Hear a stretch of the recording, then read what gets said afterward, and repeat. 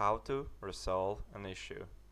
So you're a teacher on WebTeachers.eu, and perhaps you had a student and you did not manage to show up for the lesson, or there was some other reason that the student reported you. If that happens, you will see a notification on your lessons. Click on that and you'll see all your active lessons.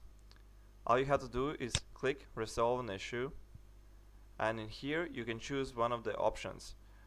You can see that the person who reported an issue, he marked that the teacher left early. So in this case, that would mean that you had left early, and it says teacher left after 40 minutes already. And you're given 3 options how to resolve it. You can click reset lesson to unscheduled. That would mean that the lesson has not happened and the student gets a refund for the lesson. You can report the lesson as completed.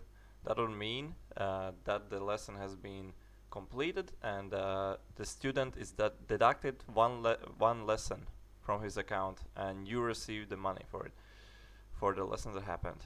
Or you can report a lesson is completed and issue the student with a 100% refund. So that would mean that lesson has completed and student gets his money back because for one reason or another the lesson was not completely completed, perhaps, or there can be another reason, and we just click resolve an issue. Yes.